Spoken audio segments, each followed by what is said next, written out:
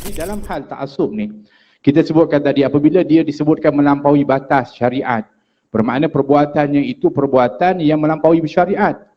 Bermakna perbuatannya salah. Dan tetap juga dia berpegang kepada pegangan itu. Dia pegang juga kepada syekhnya itu. Sedangkan dianya jelas-jelas sesat dan salah.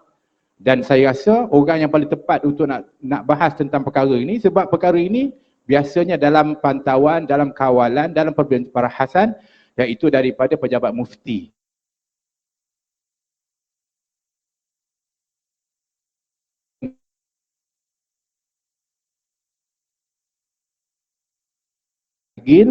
Beliau adalah merupakan ketua penolong mufti dan beliau dalam jabatan penyelidikan, research. Ini penting untuk kita nak dengar ni. Bermakna pastilah saya yakin ada perkara-perkara berkaitan dengan ta'assub ini yang melampaui batas ini berlaku. Dan kita pun nak tahulah bagaimanakah tindakan dan juga keadaan itu berlaku untuk kita nak pastikan supaya jangan sampai kita sendiri pun tanpa sedar akan berada dalam keadaan itu. InsyaAllah kita mohon kepada Al-Fadhil Doktor. Fadhil.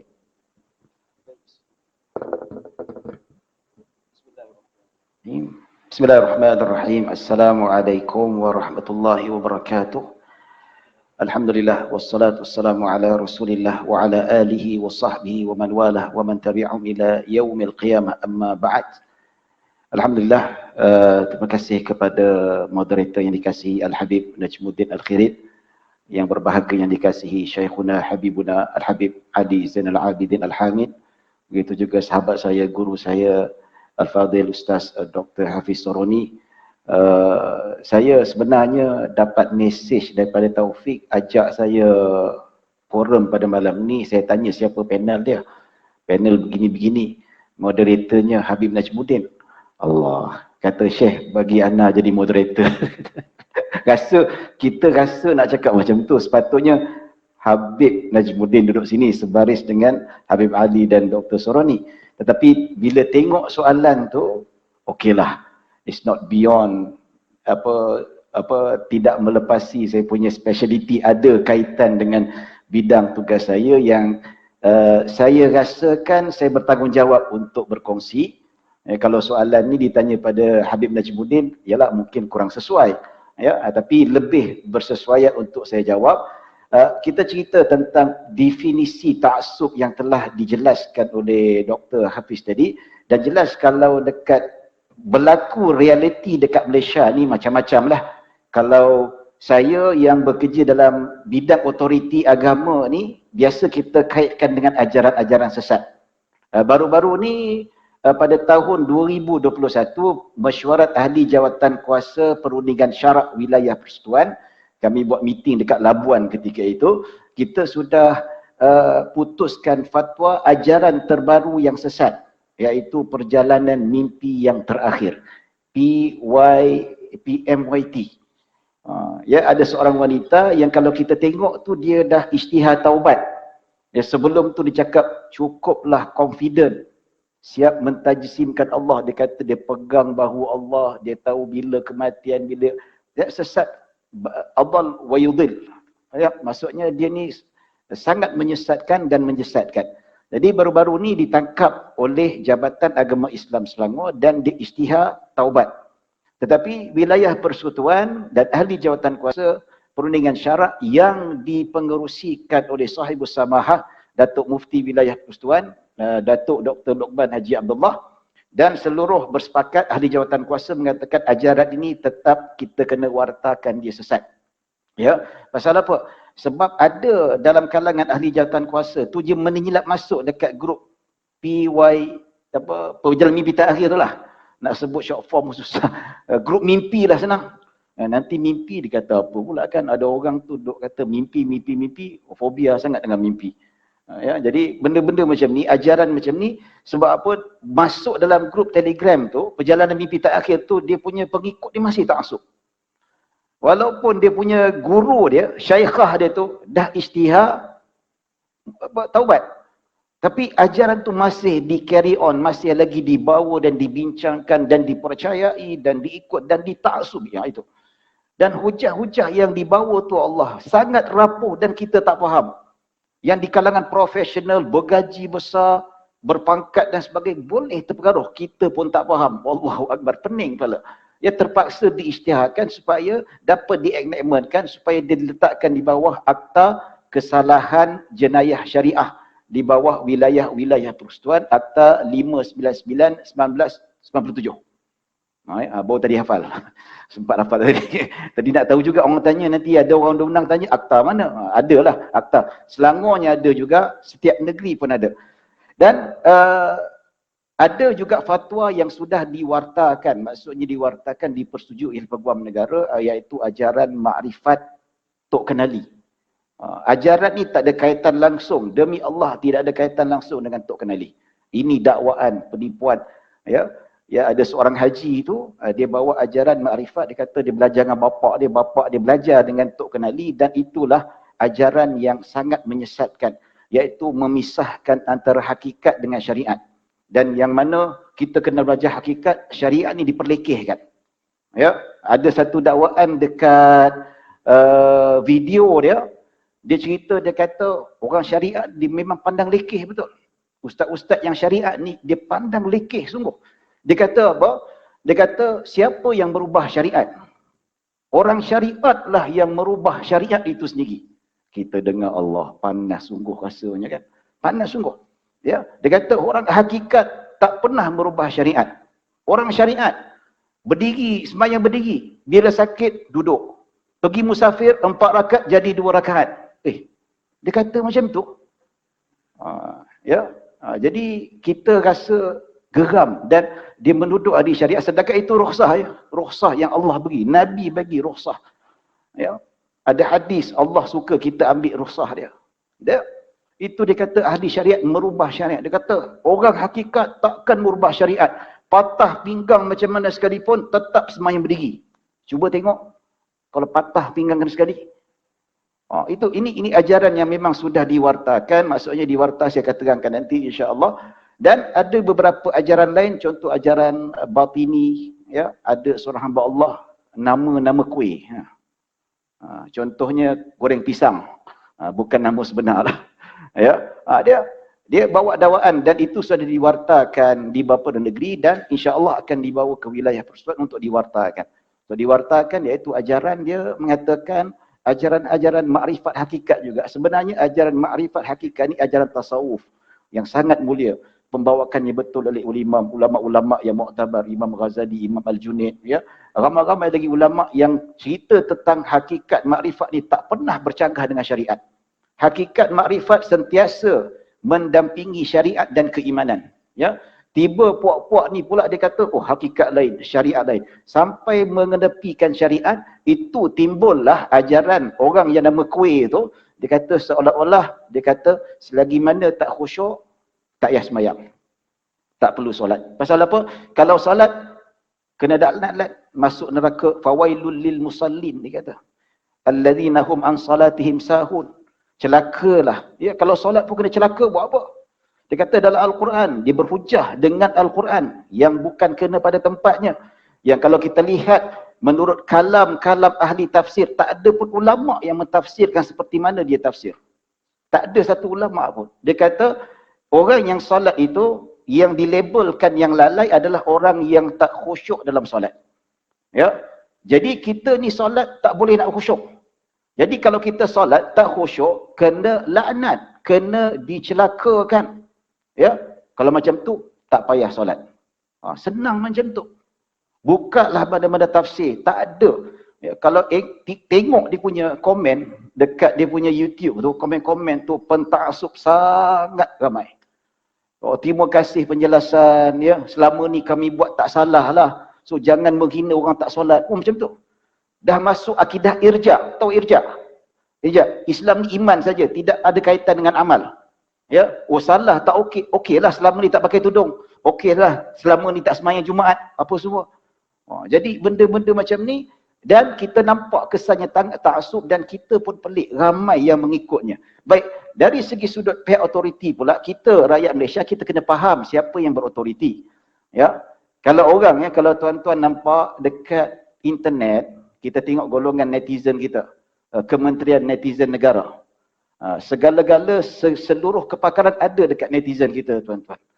Ya, jadi antaranya kalau orang kita marah kaitan urusan agama, dia akan bantai siapa? Dia akan bantai JAKIM. Dia akan hentam JAKIM, betul tak? JAKIM tolong ambil tindakan. Menteri Agama tolong ambil tindakan. Sebenarnya JAKIM tak ada kuasa. Yang ada kuasa untuk ambil tindakan undang-undang adalah negeri. Negeri masing-masing. JAKIM hanya penyelaras. Hakim tak ada kuasa. JAKIM tak ada kuasa nak keluar tauliah pun tak ada. Yang ada kuasa untuk ambil tindakan kerajaan negeri, iaitu 13 negeri persekutuan. Yang mana 9-nya adalah sultan-sultan negeri dan raja, dan termasuk seorang yang di-Pertuan Besar. Itu saja. Manakala 5 negeri yang lain, wilayah persekutuan, Putrajaya, Kuala Lumpur dan Labuan, ya, ini wilayah persekutuan. Sabah, Sarawak, Melaka dan Pulau Pinang di bawah yang di-Pertuan Agong. Urusan agama, keputusan perkenan nak diwartakan atau tidak sesuatu fatwa itu mesti melalui yang di-Pertuan Agong. 5 negeri ini. Wilayah Sabah, Sarawak, Melaka dan Pulau Pinang. Termasuklah fatwa kalau dah dipersetujui oleh jawatan kuasa syarak negeri, contoh Pulau Pinang, nak diwartakan ke atau tidak, ataupun diperkenankan atau tidak, ataupun untuk disiarkan sebagainya, maka kena bawa menghadap dekat Agong. Tuanku setuju? Okey. Setuju? Dan kalaulah fatwa tu untuk diwartakan, ada perbincangan lain. Okey? Baik. Jadi kalau kita lihat, Malaysia ni dia unik. Dia ada 2 kuasa entiti. Persekutuan dan negeri. Negeri ada kuasa khusus, iaitu agama dan adat istiadat Melayu. So tuan-tuan, kalau berkaitan dengan ajaran sesat ni, jangan buat aduan dekat JAKIM. Buat aduan dekat Jabatan Agama Islam negeri masing-masing. Katakanlah ajaran begitu, ajaran begini. Negeri mana? So buat aduan dekat negeri. Berlaku dekat Johor. So buat aduan dekat Jabatan Agama Islam. Itu saja ada kuasa. Ya, yang ada peruntukan untuk melaksanakan undang-undang. Ya, jadi kalau berlaku dekat Perak katakanlah, ya, tak boleh dekat Selangor ambil tindakan. Macam contoh kami dapat Jawi, orang telefon kata sebab mufti tak ambil tindakan ajaran mimpi tak akhir ni. Kami tak boleh sebab kami hanya keluarkan fatwa. Ya, yang ambil tindakan Jabatan Agama Islam wilayah persekutuan. Ya, dan kenapa Jawi tak ambil tindakan? Benda tu berlaku dekat Selangor. Takkan Jawi nak ambil tindakan? Itu kita kena terima, tuan-tuan. Kalau berlaku dekat Pahang, negeri Pahang yang kena ambil. Kalau berlaku kat Johor, Johor yang bertindak untuk mengambil tindakan. Dan tindakan itu tak boleh kita senyap macam tu, kena buat aduan. Kalau tak ada aduan, sama juga macam polis. Kita ada proses undang-undang. Kita ada birokrasinya. Ya, tuan-tuan, birokrasi mesti ada. Cuma renyah tak renyah, itu belakang cerita. Setakat ni dah makin berkurangan. Maksudnya, kena buat aduan. Buat aduan polis ataupun pergi dekat Jabatan Agama, saya jumpa ajaran sesat begini-begini dekat negeri ini. Baru akan bertindak. Kalau seorang tak jalan, 10 hantar email. 10 call, insya-Allah nanti dia akan ambil tindakan. Ya, call JAKIM tak guna. Call pejabat mufti tak ada guna. Call Jabatan Agama Islam wilayah persekutuan. Jadi, dan sebelum Jabatan Agama Islam nak ambil tindakan, kedudukan tu perlu jelas dari sudut undang-undang. Undang kena jelas. Sebab itu Jabatan Agama Islam kalau nak ambil tindakan, dia akan hubungi pejabat mufti wilayah. Ada tak sudah diwartakan ajaran sesat? Sama ada ajaran ini secara tidak langsung sudah diwartakan ataupun tidak langsung. Ataupun secara langsung. Ya, contoh ajaran Ma'rifatullah Tok Kenali. Tok Kenali tak ada kaitan, ciri dia begini. Okey, itu secara langsung. Tapi muncul ajaran baru pula, Tok Kenala pula. Kan? Jadi macam mana? Takkan setiap kali ajaran baru nak kena, dia tengok compare ada tak ajaran ni, ada tak persamaan dengan ajaran sesat yang lain. So tak perlu buat fatwa baru, terus dikatakan ada bercanggah dengan enactment jenayah syariah 599 1997, maka Jawi boleh angkat terus. Ya. Dan fatwa ni tuan-tuan, dia ada 2 jenis. Fatwa sama ada fatwa yang diwartakan dan ada fatwa yang tidak diwartakan. Apa beza? Fatwa ni yang diwartakan dia menjadi pengikat. Maksudnya apabila sudah diundang-undangkan, ya, diundang-undangkan, maka seluruh rakyat ataupun umat Islam yang tinggal di negeri itu wajib patuh. Ya, contoh ajaran ni sudah diwartakan sesat. Ya, so mana-mana umat Islam yang menganut ajaran ini maka berhak untuk ditangkap dan berhak untuk diambil tindakan. Ya, so ramai marah, betul, kita tahu ramai kadang-kadang jabatan agama lambat bertindak, betul, kita tak nafikan, tetapi kena ada kerjasama dengan kita. Kita kena buat aduan. Kita jangan harap orang lain buat, kita sendiri buat aduan. Kalau betul kita nampak dan ada bukti yang boleh agak-agak meyakinkan, walaupun tidak ada persen, kena buat aduan, sekurang-kurangnya tak pasti sesiatan boleh dijalankan.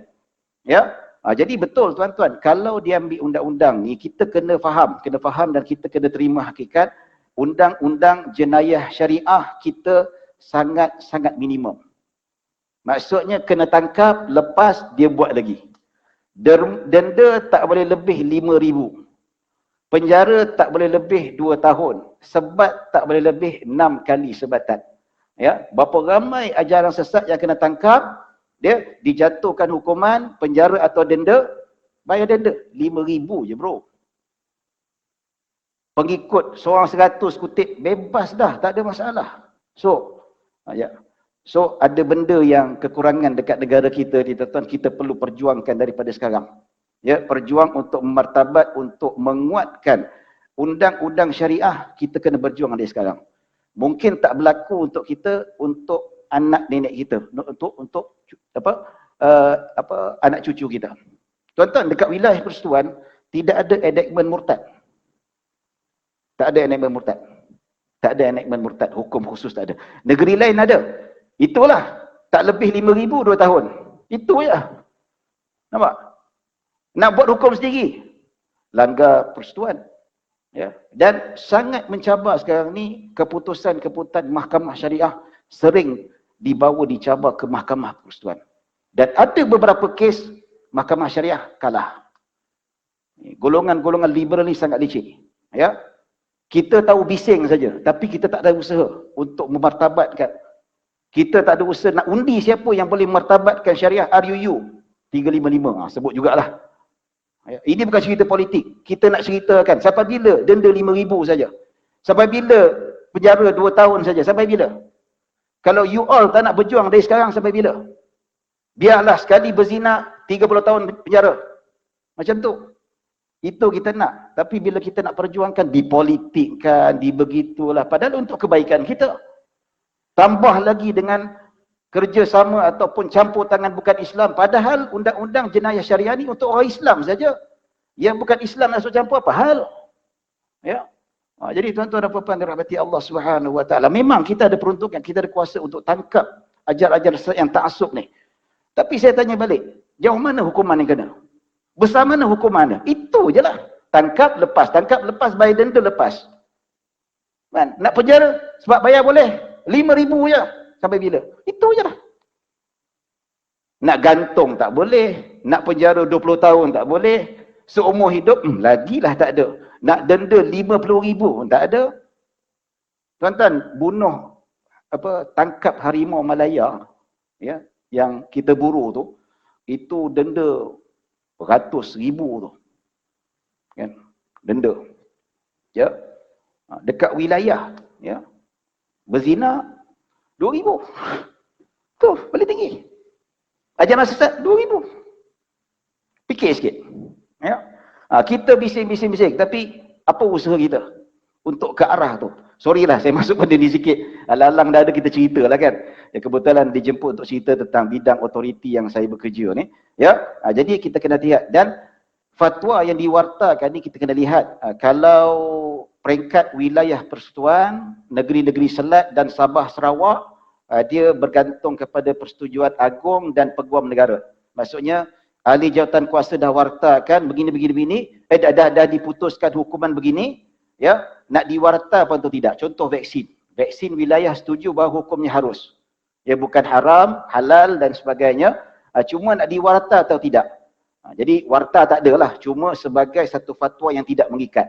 Ya, tapi biasa ajaran sesat ini memang diwartakan. So, cuma bawa pada tuanku kata setuju dan dibawa kepada Peguam Negara. Ini untuk peringkat wilayah persekutuan. Manakala negeri-negeri termasuk Sabah, Sarawak, Pulau Pinang dan Melaka, apabila sudah mendapat persetujuan Tuanku Agong atau negeri masing-masing, dibawa ke adun, dapat persetujuan 2/3, maka barulah diwartakan menjadi fatwa yang mengikat. Ya, jadi kita kena jelas. Maksudnya ajaran sesat tu adakah betul jelas kedudukan fatwanya ikut negeri masing-masing, sama ada secara langsung atau tidak. Kalau ada jelas, tak apa, buat aduan. Jelas tak jelas, belakang cerita. Buat aduan supaya benda ni dapat dikekang.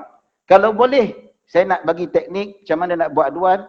Kalau belah wilayah persekutuan, tuan-tuan, kalau boleh hantar email, kumpul kawan-kawan seramai mungkin hantar email. Ramai-ramai hantar email, insya-Allah.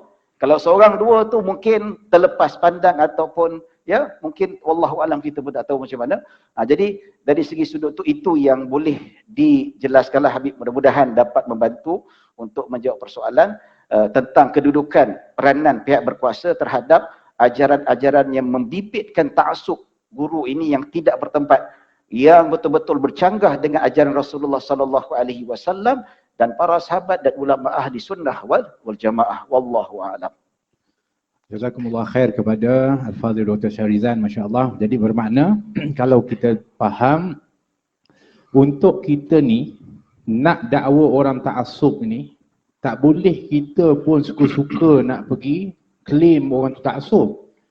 Kita kena ada tempat untuk kita rujuk. Kena ada rujuk. Sebab kadang-kadang kita tengok benda tu pelik, tapi sebenarnya dianya dalam syariat.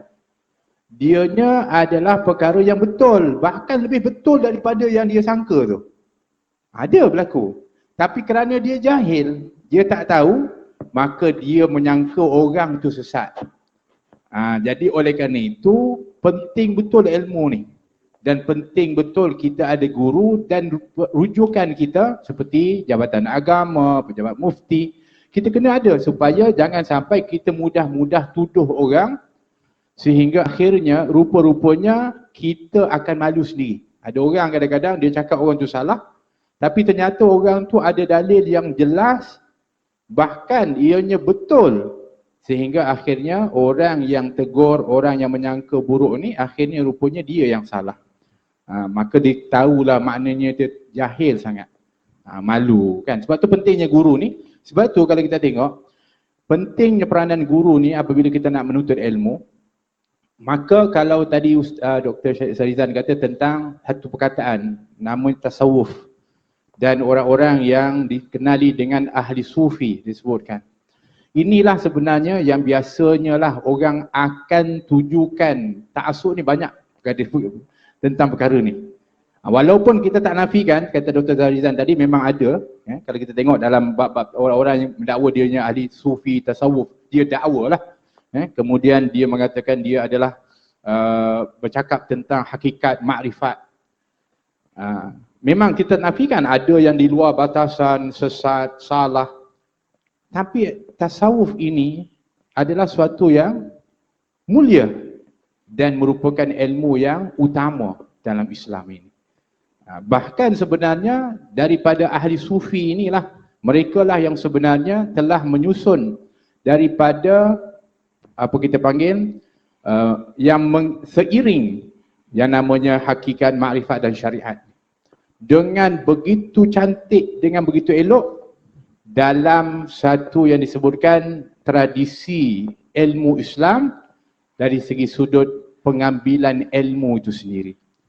Sehingga diasaskan itu bukan hanya cara menyampaikan dan menerima, tetapi adalah dari segi hubungan di antara seorang guru dengan murid.